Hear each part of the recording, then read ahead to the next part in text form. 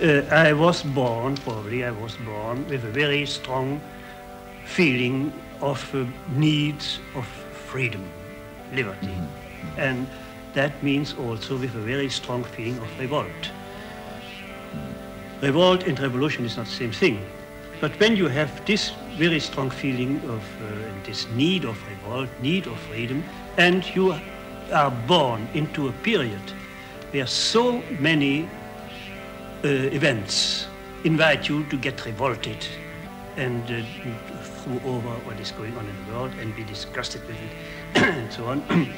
It is absolutely natural that the work you produce is the revolutionary work. Banksy as an artist has become well known over the past few years, but has remained pseudo-anonymous. All we know is that he lived and began his work in Bristol.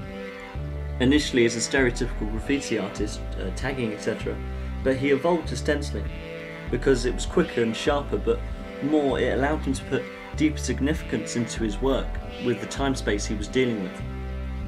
Banksy has made his name without the art establishment, exhibitioning his own work illegally on street corners straight to society, expressing his mind on capitalism, war, hypocrisy, through politically provocative stencils that satire the institution and evoke ethical and moral beliefs.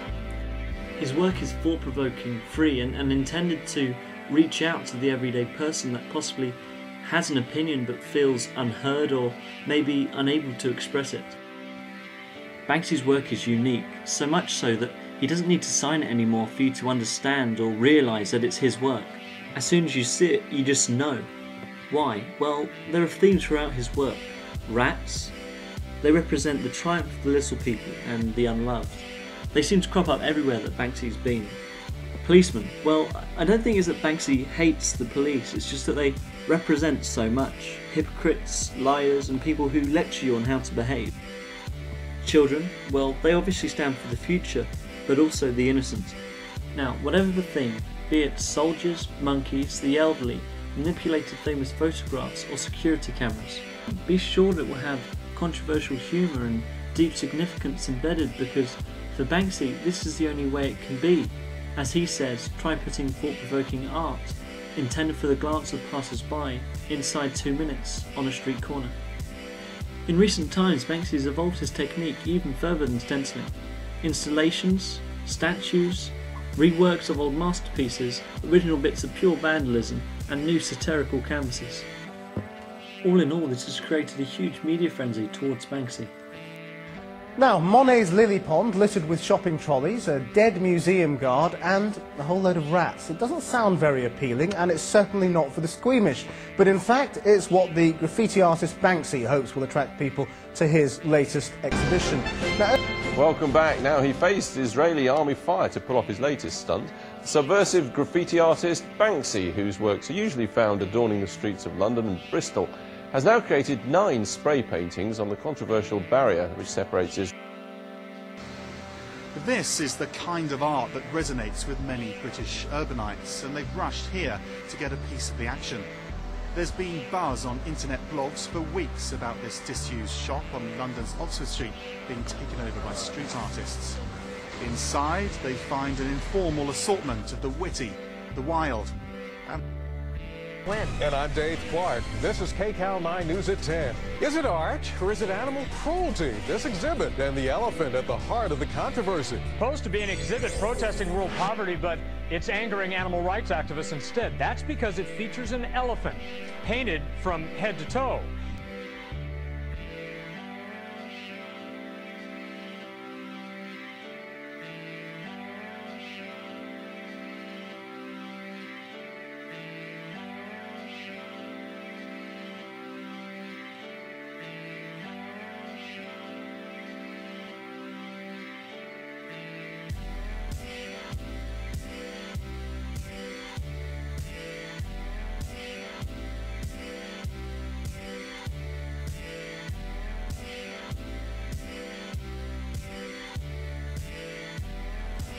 After following this media hype for quite a while, I came across this piece about 2 men who were convicted of criminal damage for vandalising a Banksy.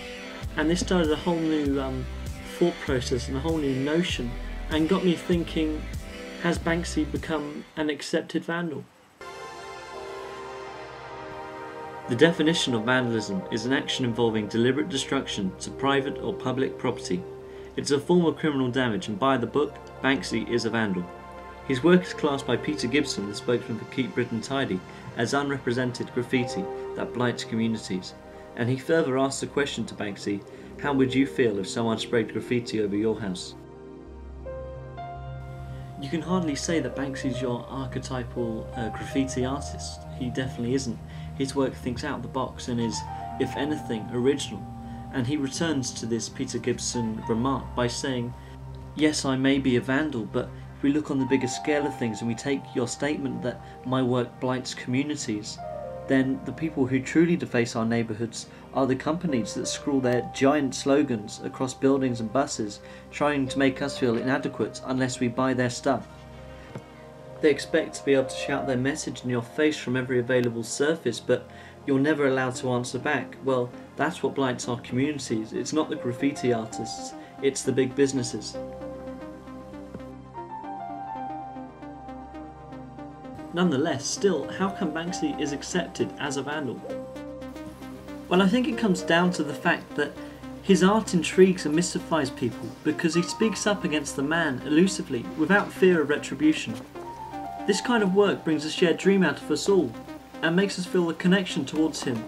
For is it not every child's dream to become a masked superhero that stands up for what's right, and speaks for the people?